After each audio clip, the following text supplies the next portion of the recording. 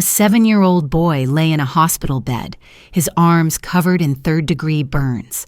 The skin was blistered and raw, unbearable.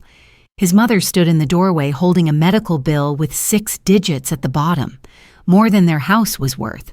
Their insurance had maxed out. The specialized surgery her son desperately needed would never happen. The doctors were about to send them home. Then something impossible walked through that door. Michael Jackson, head still wrapped in bandages from the fire that nearly killed him 11 months earlier, still in pain, still healing. What happened next became medical history, because Michael's scars didn't just heal, they created a miracle that saved 3,000 strangers he'd never meet. This is that story, and it starts with 5 seconds of flames that changed everything. But what Michael did next turned his scars into a medical miracle, and nobody saw it coming. January 27th, 1984, Shrine Auditorium, Los Angeles. Michael Jackson stood at the absolute peak of human achievement. Thriller had spent 37 weeks at #1, 8 Grammy Awards in a single night. 50 million people watched him moonwalk. He was 25 years old and owned the world. The Pepsi commercial was supposed to be easy, $5 million deal. Film Billie Jean in front of 3,000 screaming fans. Add pyrotechnics. Done. They'd already nailed 5 perfect takes. Take 6 changed history. Someone triggered the pyrotechnics 4 seconds too early. Michael descended the staircase, completely unaware. His hair, thick with flammable pomade, entered the blast zone. Magnesium fireworks exploded. Flames engulfed his head. The haunting part? Michael kept performing. For 5 full seconds, the king of pop danced with his scalp literally on fire. The audience thought it was choreographed. They cheered louder. He didn't realize until the heat became unbearable. His brothers rushed the stage, smothering flames with their bare hands. When the fire died, Michael's scalp had burns the size of a human palm, 2nd and 3rd degree, charred to the bone in places. The smell of burned flesh filled the auditorium. Witnesses said Michael smiled as they wheeled him to the ambulance. Even in shock, even in the worst pain of his life, he tried to reassure everyone he was okay. Cedars-Sinai first, emergency treatment, then transferred to Brotman Memorial Hospital's burn center in Culver City, where they sent people whose injuries were too severe for regular hospitals. Michael later said he saw angels. The pain was so intense, he believed he was dying at 25. At the absolute peak, he thought it was over. Doctors warned him, multiple surgeries, skin grafts, months of recovery, permanent scarring, hair might never grow back, years of pain ahead. Most people would have hidden, demanded privacy, locked themselves away. Michael did the opposite, and that's when the miracle began. While Michael lay in bed, head wrapped in gauze, IV drips pumping pain medication, he made a request that shocked the medical staff. He wanted to visit the other burn victims. Doctors tried stopping him, infection risk, his recovery, the media circus. But Michael insisted. So nurses helped him into a hospital gown, and the most famous man on earth started walking the burn unit, room by room. A construction worker whose hands were burned so badly he'd never work again. Family losing their house, a teenage girl from a car accident, half her face covered in burns. She'd stopped looking in mirrors. A 4-year-old boy who'd tipped boiling water on his chest. Parents working minimum wage. Insurance wouldn't cover reconstructive surgery. An elderly woman who fell asleep with a cigarette. No family, no money, no help. Michael sat with each one, held hands, listened to stories. In their eyes, he saw his own reflection, terror, pain, uncertainty. But he also saw something else. People treated like they were less than human because their injuries disturbed others. Families crushed by debt. Children needing care that didn't exist for people without money. Hospital staff later reported that Michael didn't just visit his own floor. He wandered down to obstetrics, meeting new mothers and cooing at babies in the nursery. Even in his own pain, he was trying to bring light into other people's darkness. April 1984. Michael checked out. His lawyers negotiated with Pepsi. The company was terrified of lawsuits. They offered a settlement, $1.5 million. Most celebrities would have kept it. Compensation for suffering, for permanent scars, for pain that would last forever. Michael didn't keep a single dollar. He gave everything to the place that saved him and demanded one impossible thing. All $1.5 million went to Brotman Memorial Hospital. But Michael didn't just write a check. He made specific demands: a specialized burn center for children, for people who couldn't afford treatment, where families like the construction worker, the teenage girl, the 4-year-old boy could get world-class care regardless of money. The hospital agreed immediately. December 13th, 1984, 11 months after the accident. Michael returned to Brotman wearing his sequined glove and dark sunglasses. Cameras everywhere, reporters shouting, medical staff assembled. Dr. Donald Bernstein announced the burn ward would be renamed. From now on, the Michael Jackson Burn Center. Money from Michael's fund would pay for cutting-edge equipment, specialist training, research into new treatments. Reconstructive surgery insurance refused to cover. Psychological support for trauma and disfigurement.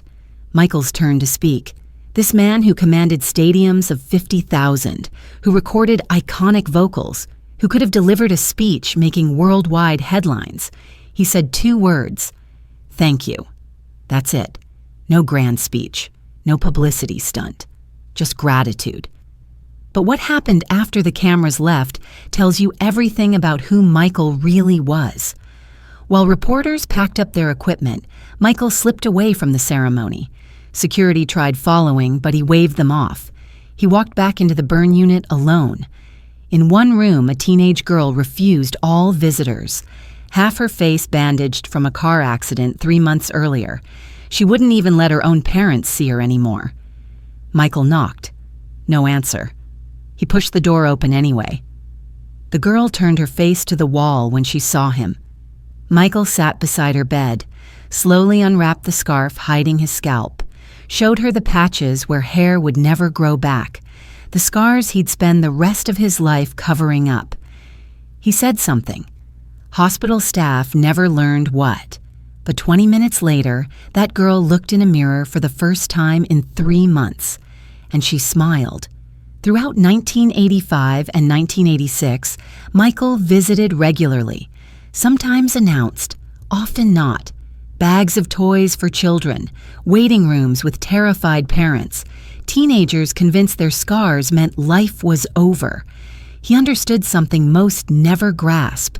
Burns don't just destroy skin, they destroy identity, the face you show the world, your sense of self. Michael knew that intimately. The accident scarred him physically and psychologically. Fear of fire haunted him forever. Hair never grew back properly, wigs and hats for life. Pain medication eventually led to addiction's dark path, but instead of letting pain consume him, he channeled it outward.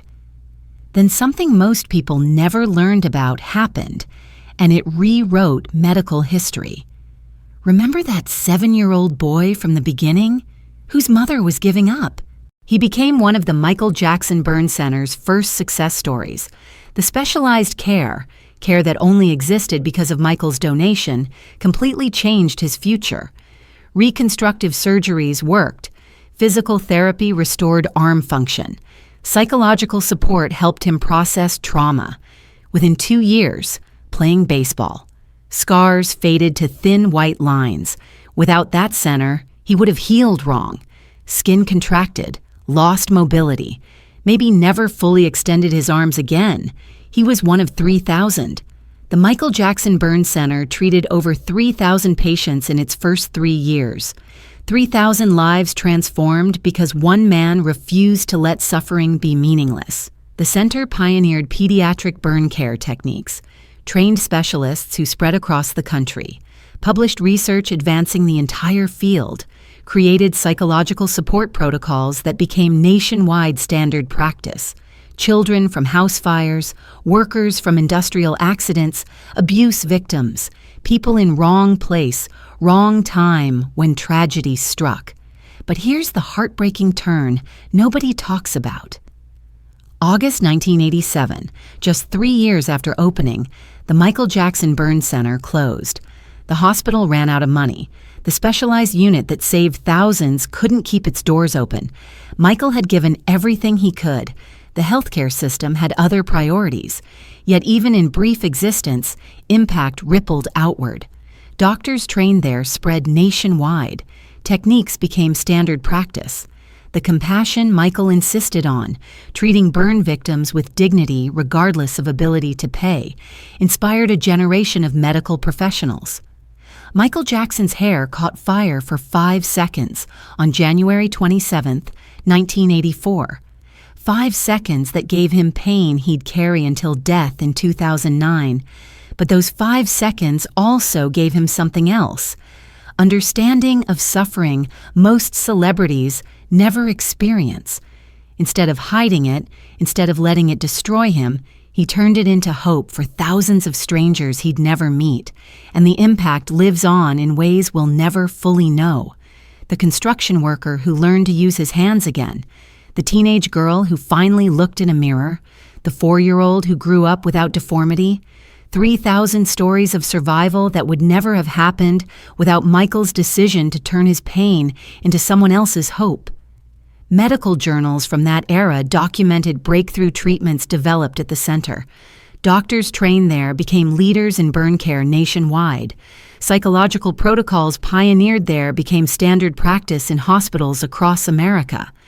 Michael's scars didn't just heal 3,000 patients, they changed how America treats burn victims forever.